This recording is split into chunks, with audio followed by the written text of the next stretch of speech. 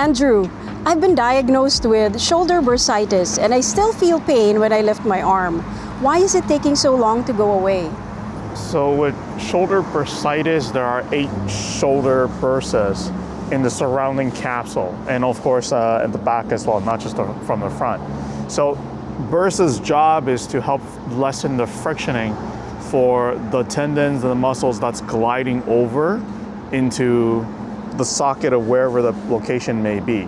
So the whole purposes of that is to, again, lessen the frictioning.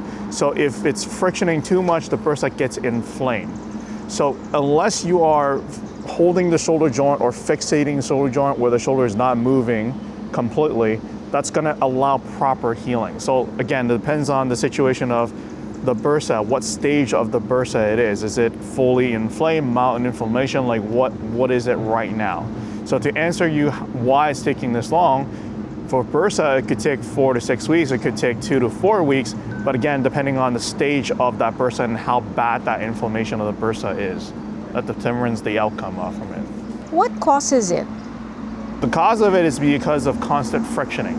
So the bursa is inflamed because it knows that there's a friction there, and that friction is causing an irritation. And that irritation is what's causing the inflammation response to happen, because of an over frictioning of, imagine like you're constantly friction something, and that's what's creating that inflammation. Is there something I can do now to check if I'm still inflaming it? If you're still inflaming it, that's a hit and miss question, because the inflammation response is caused by an over frictioning. So if it's still there, you can do an ultrasound to determine why it's still there. But the ultrasound doesn't tell you exactly what's causing it. It only tells you that there is an inflammation of that bursa. But you can do an ultrasound to figure it out where or which bursa it is inflamed. But you might need to do further diagnostic, because there might be a tear in the muscle. There could be somewhere in the socket of the joint is inflamed that's causing the bursa to overwork, or the muscles overwork because of that. That's causing the problem. What kind of exercises or movements are safe for shoulder bursitis? You can actually do all the motion, because bursitis is not a teared muscle. So you're not limited by motion or limited by the exercise that you want to be doing. However, if you're doing certain exercise and you're feeling pain right at that instance of doing that exercise, then you want to refrain from doing that exercise.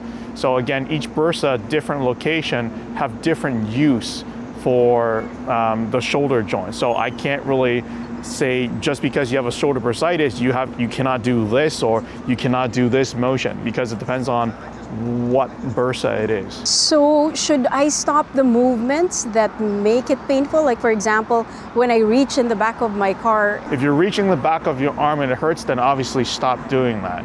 Again, depends on what you're doing that's causing the pain. So if you're doing this is causing pain, then stop doing this motion. If you're doing this motion is causing pain, then stop doing that motion. Is shoulder bursitis the same as frozen shoulder?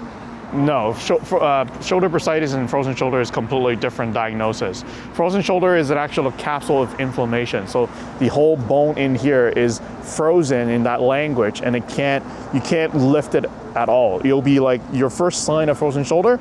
This is the limitation. From here to here, that's the limitation. Shoulder bursitis, you can still move, full range of motion. There's nothing stopping you.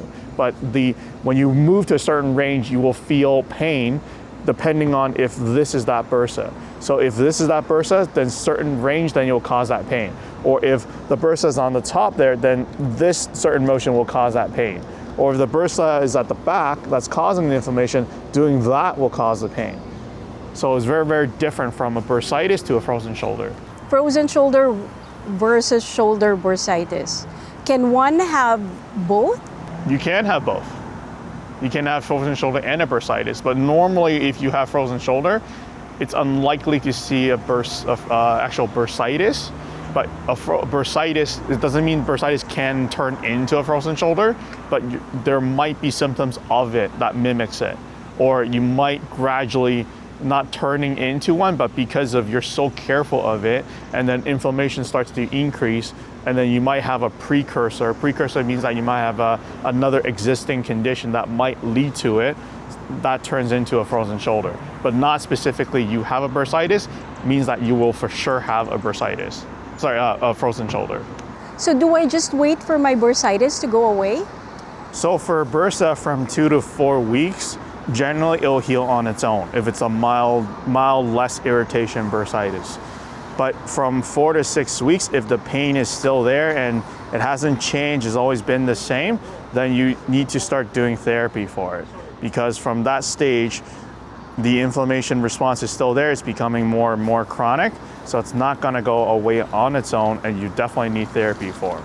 So for therapy, you have to look at the type of inflammation. So if one is to get an ultrasound done to look at the overall and which location of that bursa.